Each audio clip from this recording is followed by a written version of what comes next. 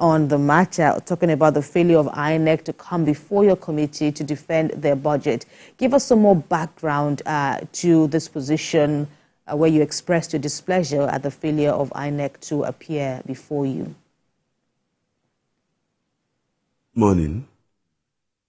I think we've gone beyond that already. We've had them on Friday. The incident happened on Wednesday last week, but we reconvened on Friday and we had INEC, and everything has been sorted out.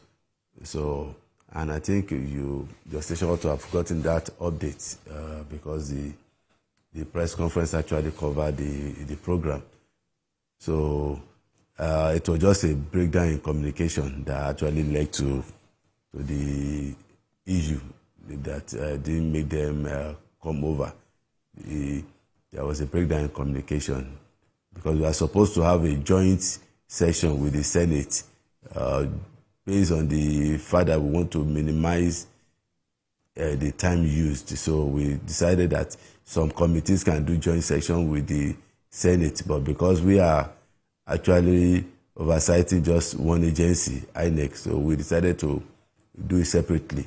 So when the Senate committee sent their letter, they thought the date has actually changed, that we are going to have it together. So that was what led to the misinformation. So we've had them on Friday, 2 days after, and it was a good outing actually. So one of the major issues we realized, even from their budget, and that was why we even found out that it was even their own interest that they came on time. Considering what they had during the 2023 budget period, I think it was about, I think they had about 50 billion naira, and thereafter the increment of 80 billion came through the supplementary budget. But unfortunately, we find out that the envelope given to them for the 2024 appropriation is actually just 40 billion naira, which cannot even cover the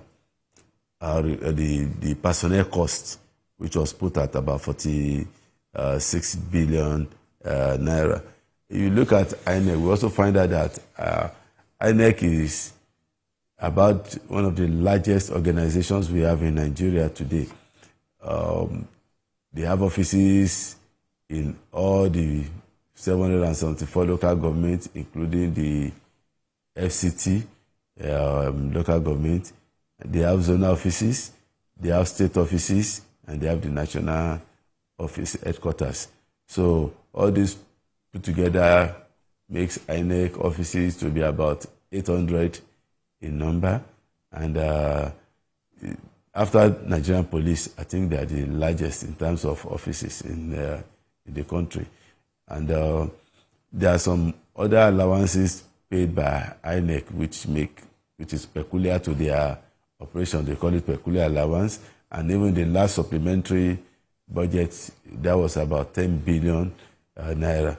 And looking at the provisional wage award of 35 naira per worker until the issue of the wage increment is resolved, and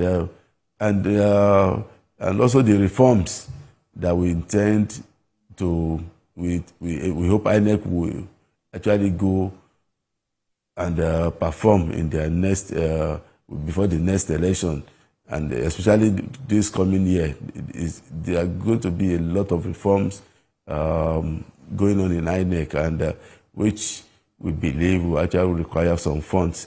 Continuous registration is voter registration is a continuous exercise which they will also be engaged in, and we also think that from the proposal we also saw that they intend to buy vehicles for most of their local government offices so that they will be more efficient. So these are the things that accumulated into the increment in their personnel cost and their overhead cost, and unfortunately what they had for now, well, we're still talking to the leadership of the House so that the executive can reconsider the envelope, because we don't want a situation that where INEC will be dependent on the states and local governments in their various areas for sustenance, which will be tantamount to all the job we have actually been doing. They are